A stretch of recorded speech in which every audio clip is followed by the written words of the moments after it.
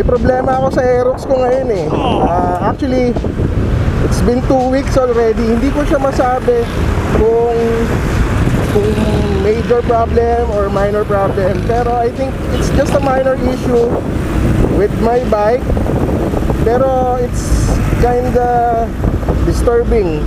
So for the last 2 weeks, may naririnig akong ticking sound sa right side ng motorcycle. So dito yon sa may radiator na area. And then nung tinanong ko siya sa kaibigan kong mechanic, ang sabi sa akin, posible daw na sunog na yung engine oil ko.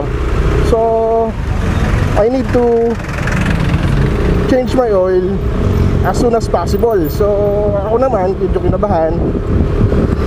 So kaya ako nakagawa ng change oil video ko. So nag-change oil ako agad-agad. Then after that,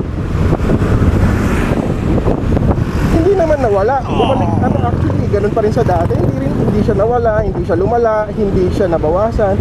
Nandun pa rin yung tunog. So medyo ayoko naman ng, hindi naman siya malakas na malakas, kaya lang for me, medyo iba talaga yung tunog niya. So kahapon, dinala ko siya sa casa. Hindi na ako nakapag-vlog kasi grabe, sobrang init. So pumunta ako sa may Yamaha, sa may Gagalangin Tondo, Yamaha Motor Trade Yamaha, sa may Gagalangin Tondo. So may mechanic doon, yung head mechanic nila doon yung nag-asikaso sa akin. So ang narinig naman niya eh, sinabi ko sa kanya na ito yung tunog, tapos tinest drive namin, pinarinig ko sa kanya na yun. So actually narinig niya. So he was expecting na sa may, anong tawag dito? Sa may throttle, ewan ko ano tawag doon. So tapos tinanong niya kung anong gas gamit ko. So sabi ko, pag long ride, XCS. Pagka short distances lang or like dito lang sa Metro Manila, naka ano lang ako, ano tawag dito, extra unleaded.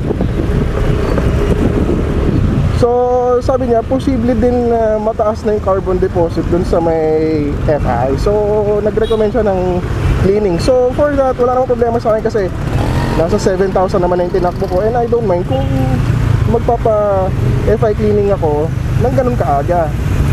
Maintenance naman yan eh, so walang problema doon kung mapaaga. Okay lang sa akin yung gumastos ng ganun. So prinosid namin. So nagkausap kami, okay lang yung arrangement namin. So we did it. So nilinis yung procedure, ganun, typical FI cleaning, chop, tapos tuning. So okay na, nung pauwi na ako,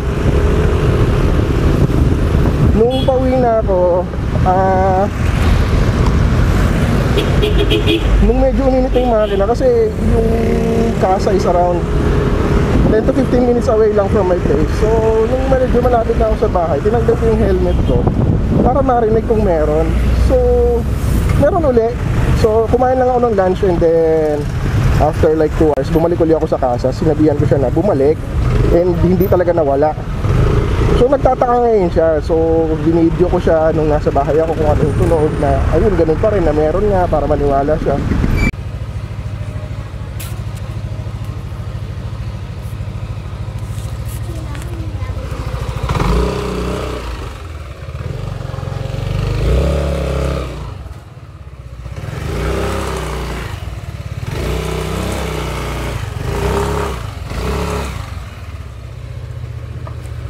Sinabi niya baka yung panggilid. So inopen niya yung panggilid.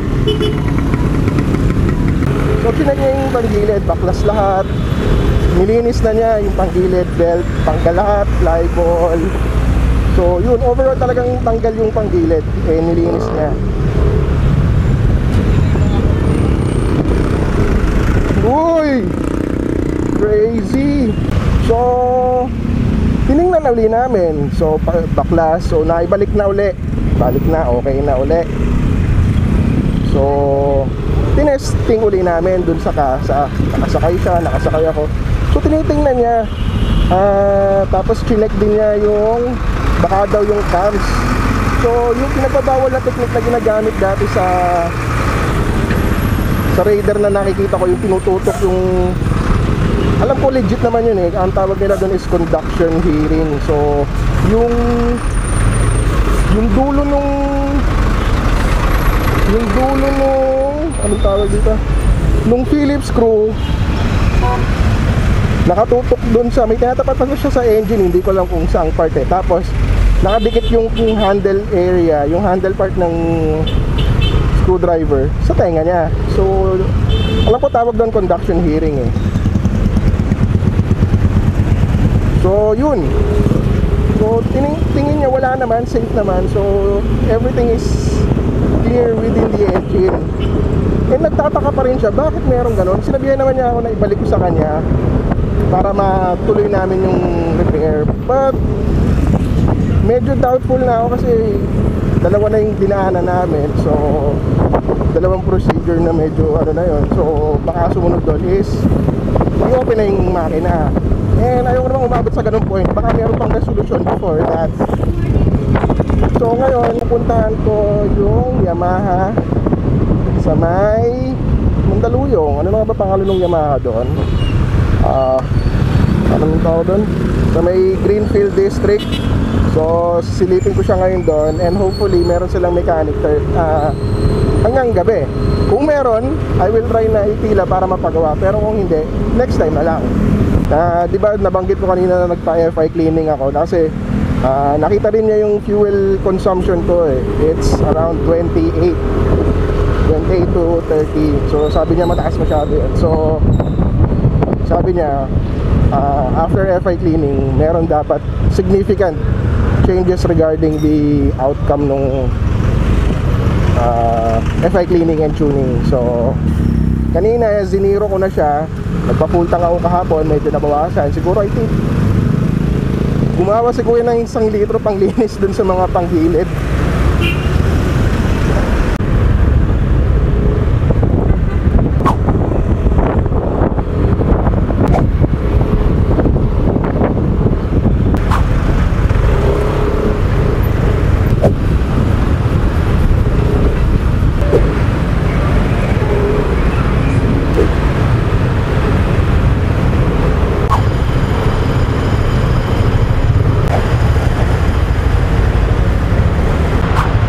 Maganda raw yun nasa headlight ko. Tingnan nga natin kung ano.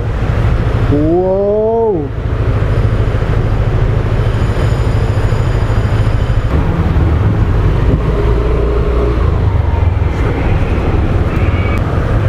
Okay, thank you. Diretso na ako. Pwede na. Thank you. Uy, pang bike. Uy, safe.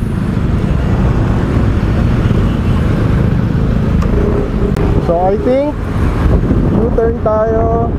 So ilalim tayo ng tulay. And then dito Pasig Greenfield District. Take U-turn.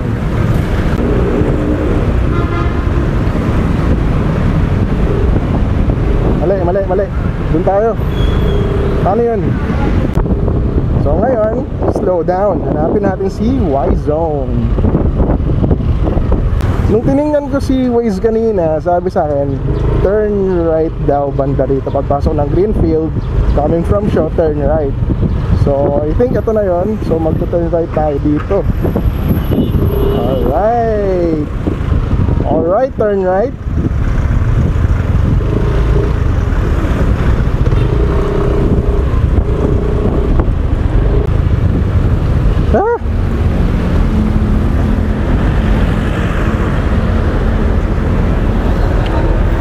Sir, good afternoon. Saan ang parking nyo? Saan ang parking ninyo? Sir? Saan po ang parking ninyo? Saan po ba tayo, sir? Dito sa inyo sana eh, may papatingin ako eh. Sa amin po, sir? Oo. Ay, sir. Pwede, palabasin muna natin yung carpet. Oh, no problem. Maluwag tayo pagpasok. Pasok ko na. Thank you po. Sayang. So cut off na pala eh. Kala ko yung mechanic nila parang mall hours din hanggang around 9. Sayang na. So at least alam natin. And according to them, matanggap na sila ng customers ng 8 in the morning for the servicing. Bibigyan ka na ng number, then start na sila.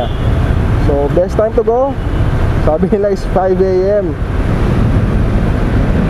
Kung nagpunta naman ako ng 5 a.m. dyan, wala akong gagawin. So maghihintay ako dyan hanggang 3 oras. So hindi mo ako nagtatrabaho dyan. So siguro hihintay na lang ako. Uy, pambike, maghihintay na lang ako. Punta ako dyan mga 7 siguro. And that's it, pila mo.